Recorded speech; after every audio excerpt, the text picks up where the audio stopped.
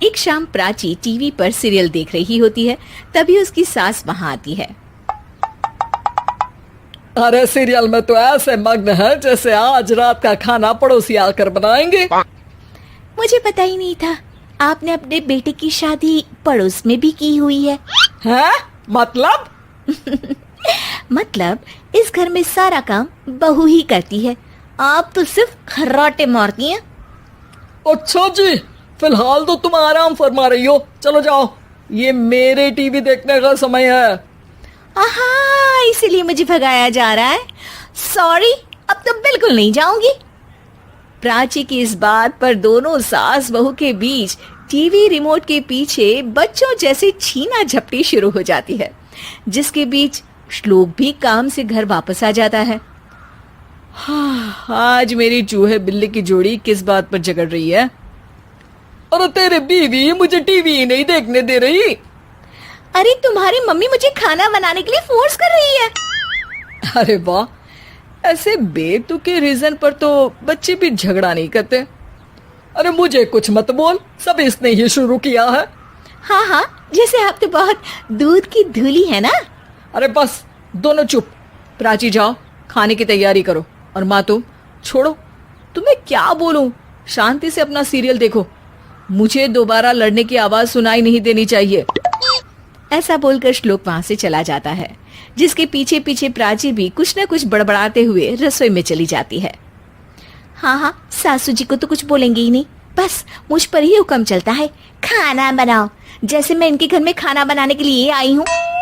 इसी तरह शाम बीतती है और रात को श्लोक और प्राची की सास खाना खाकर सोने चले जाते हैं, लेकिन प्राची गुस्से में कुछ खाए बिना काम में ही लगी रहती है।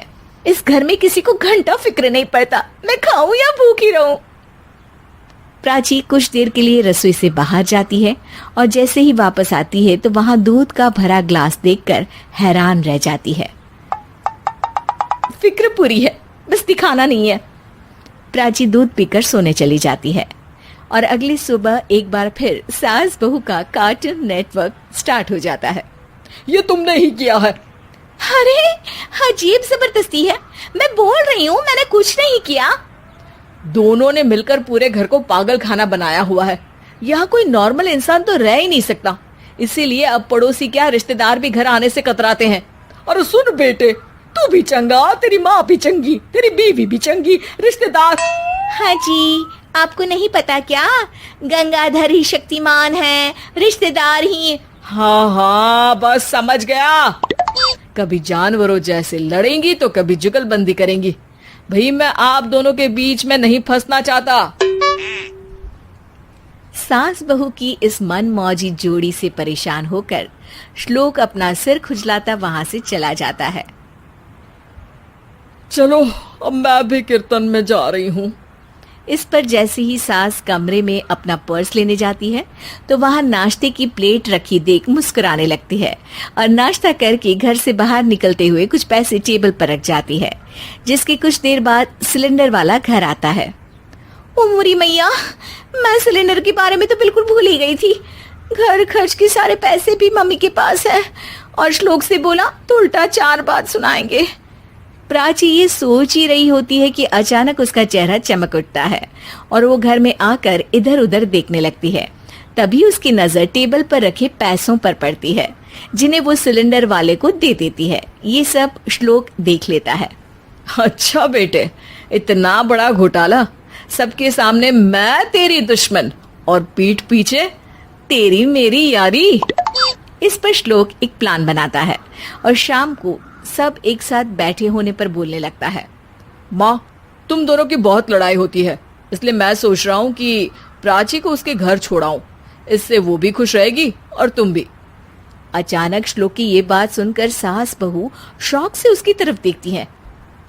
अरे ऐसे कैसे घर छोड़ाओगे, मुझे कहीं नहीं जाना। अरे तुमने बोला नहीं पर मैंने सुन लिया, तुम्हें मम्मी के साथ रहना अच्छा नहीं लगता, मुझे पता है। अरे वो, अरे जब बहू खुद कुछ काम बोले तो वो तुझे सुनता नहीं, और अब जो इसने बोला ही नहीं वो तू समझ गया। जब उसे नहीं जाना तो फिर जबरदस्ती क्यों कर रहा है? अच्छा, फिर आपको मौसी के घर छोड़ाता हूँ, बस अब आप दोनों एक घर में एक छत के नीचे नहीं रह सकती। मैं इस टॉम एंड जेरी की जोड़ी को और नहीं झेल सकता। है? ऐसे कैसे नहीं रह सकते? तुम्हें इतनी दिक्कत है तो तुम्हारा बोरिया बिस्तर पैक कर देती हूँ, लेकिन मम्मी जी कहीं नहीं जाएंगी। बिल्कुल यही सुनना था मुझे। अगर दोनों में इतना ही प्यार है फिर हर वक्त ये लड़ाई का नाटक क्यों करती हो? देखा मैंने कैसे माँ किचन में दूध रखती है और तुम उनके लिए कमरे में नाश्ता रखती हो, और कैसे वो पहले ही तुम्हारी दिक्कत समझकर घर में पैसे रखकर बाहर जाती है। अरे भाई, इतना ड्रामा तो डेली सोप में भी नहीं होता जितना तुम दोनों ने इस घर में फैलाया हुआ है। तू हमें टॉम एंड जेरी बोलता है ना, तो याद कर वो दोनों भी एक दूसरे को बाहर वालों की बुरी नजर से बचाने के लिए हमेशा सबके सामने लड़ते थे, लेकिन अकेले में दिक्कत के समय मदद भी तो करते थे। बस हमारा रिश्ता भी कुछ ऐसा ही है। और वैसे भी अगर सास बहू में तू मैं नहीं होती तो दुनिया वालों को कहानियां कैसे मिलेंगी?